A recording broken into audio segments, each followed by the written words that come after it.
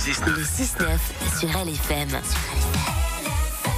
8h09 dans cette parenthèse météo que tu ouvres. Comme tous les jeudis, Evan, tu t'attaques à une grande question en cette journée pluvieuse. Oui, toi de ton côté, tu nous dis depuis 6h qu'il faut prendre son parapluie avant de sortir de la maison.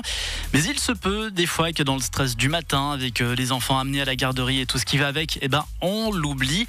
Heureusement, la science est là pour répondre à vos plus grandes interrogations du quotidien.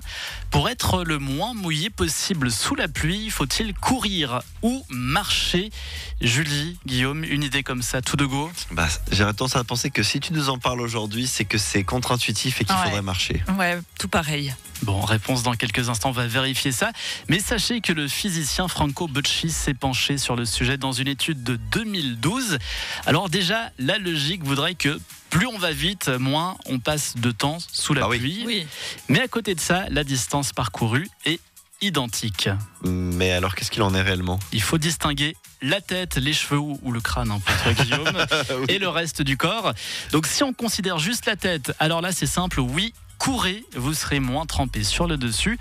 En revanche, sur le reste du corps, la quantité de pluie qui vous mouillera restera identique, peu importe votre vitesse. Et dans les faits, j'imagine que c'est un petit peu plus complexe que ça. Oui, ça c'est dans le cas simple où la pluie tombe verticalement, véritablement à la verticale.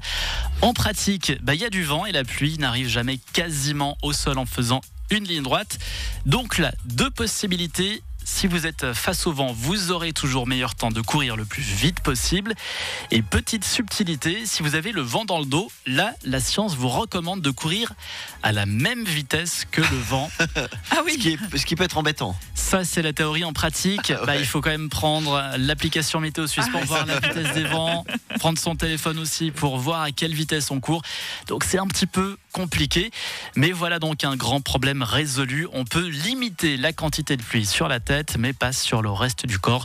Donc courez, c'est tout ce qu'il faut retenir. Et qu'est-ce qu'on peut savoir pour les prochains jours ? On court pas ?